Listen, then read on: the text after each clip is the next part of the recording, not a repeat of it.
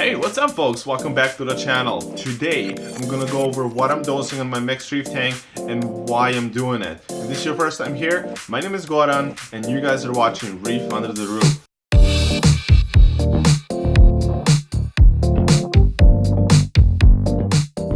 As I said in multiple videos, before I started dosing Kalkwasser, I struggled with keeping SPS corals alive. As soon as I started dosing Kalkwasser, it was a big deal for me. If you're one of those people that struggle keeping SPS alive, Kalkwasser. Just look into it and start dosing it. Basically in this tank I'm dosing quite a lot of Kalkwasser, and most of my Kalkwasser I'm dosing in the evening since that's when pH comes down and that's when I'm just trying to balance it out. You can hook it up to a doser, no problem. You can use Kalkstir. Just keep in mind, if you're going to be dosing it, you're going to be dosing a lot of it since Kalkwasser is not as potent. So if you're going to dose it, just use a big bucket, use some big vessel that you don't need to mix constantly. I used to use these, I used to actually use 3 of these so I can dose my Kalkwasser and they'll change them. But that was just too much work for me, so that's why I switched to Kalkstir. What I have to do here actually is not much. All I do is just open this lid, I just raise it up. You guys can tell it's kind of loose. I just drop some Kalkwasser in it and I call it a day. If you're using Kalkstir, clean it at least twice a year or 3 times a year. Just depending, I guess, what are you doing. If you're constantly running your Kalkwasser, what I have going on here is I'm constantly running the stir. So stir is constantly stirring. And I do have my Ecotech Versa. I can just shorten the amount of time that I'm dosing a certain amount of liquid, which I'm doing right here, which basically when it doses, it goes all the way down and it stirs it every single time and pumps water very high speed. And together with stir and the pump, it constantly keeps that Kalkwasser stir all the time. Every single time it doses, I see a little cloud start raising up all the way. It's a big space saver if you decide to purchase the Kalkstir. I do suggest for you to do it, for sure. If you don't have lots of space to put a big container either underneath the stand or next to your stand, I do really recommend this guy a lot. Alright, with all that out of the way, let's continue to all for Reef. The only thing that I don't like about it is that it doesn't raise its pH. That's not what it does. But there's a lot of things that I like about it. One thing is that it's actually very, very potent. If you're deciding to dose all for Reef, start very low. Know this right off the bat. If you're testing alkalinity, so you can figure out how much all for Reef you should dose, when you dose it, don't test alkalinity that day. Test alkalinity day after or even 2 days after. That's when the alkalinity is going to raise, and that's how you're going to make sure that you're dosing the right amount of all for Reef.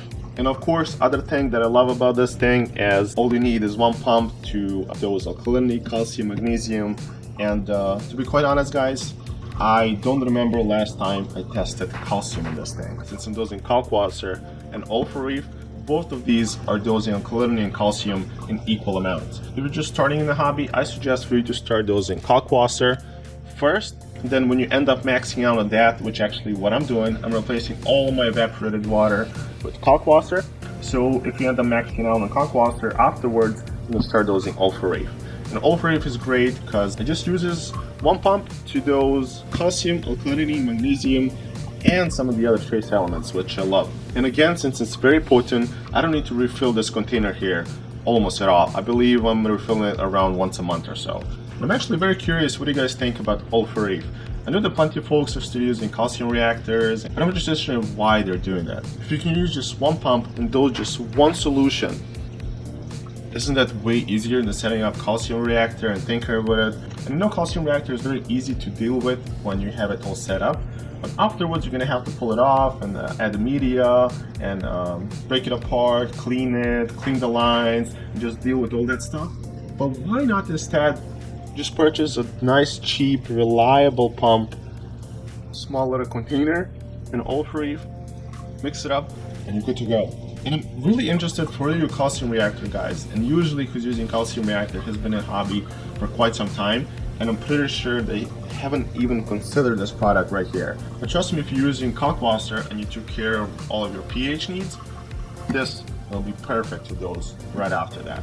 And of course, if you're planning just to keep soft corals, LPS corals, just something easy that doesn't demand that high pH, you can start dosing this right at the bat. And trust me, that'll be the best decision in your hobby that you made.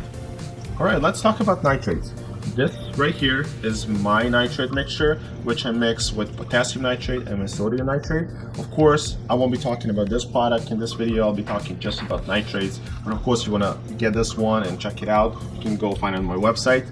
But ever since I started dosing nitrates, I've seen a huge change in coloration of my corals. It's just enormous change. Actually, since I kept my tank on zero nitrates and zero phosphates for quite some time in the beginning, and when I started dosing nitrates, my wife came to the tank and she's like, "Have you purchased any new corals?" And I just started laughing. Since listen guys, I'm a hobbyist. I'll get corals from time to time, that's for sure. But this time, all I did is I started dosing nitrates. And again, you can purchase any nitrates out there, and just keep in mind that a lot of nitrate products are made with potassium nitrate, which means that you're gonna have to keep an eye on that potassium as well. Purchase a potassium test kit. It's not the most reliable test kit, but it's very easy to test, and I do test it just once a month, just making sure that my potassium is where it should be.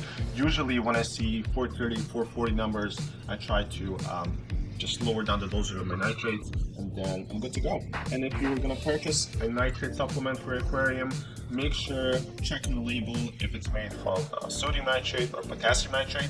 My mixture is made from both. I just add a little bit of sodium nitrate as well, just so you guys can have a little extra milk without raising that potassium as much.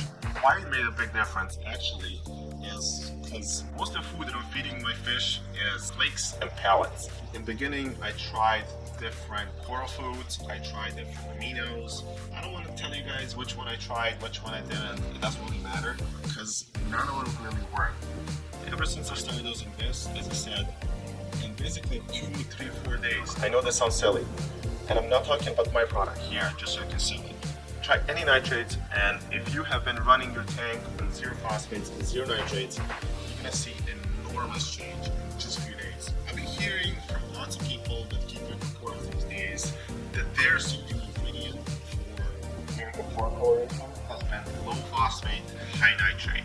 So try dosing nitrates and let me know how it went. As far as phosphate goes, I do dose my phosphates just from time to time, and I usually dose it manually even though I have it here on the pump. But nitrates are the one that I'm constantly dosing. Now, you're gonna see lots of folks dealing with phosphates and nitrates on different ways. A lot of people are they're basically keeping their phosphates and nitrates levels high, and then they're using some type of chemical, either RoboPhos or GFO or phosphate E or just any chemical so you can drop their phosphates down. That's one of the ways to do it, and it's been working for people for quite some time now. But I like to do it this way. I like to use the refugium so you can drop that phosphates and nitrates level, and then I'll raise my nitrates level by dosing nitrates. And again, I'm not saying that this is a better way of raising nitrate and lower phosphates. I'm just putting this out there just so you guys know that there's different options how you can do this as well. Thanks for sticking around and watching this video till the end. If you guys missed my last video where I set up a super simple reef tank, go and check out that video out, and as well watch that video till the end since there's a giveaway on that video. So go watch that one, and with all that out of the way, see you guys in the next video. Peace.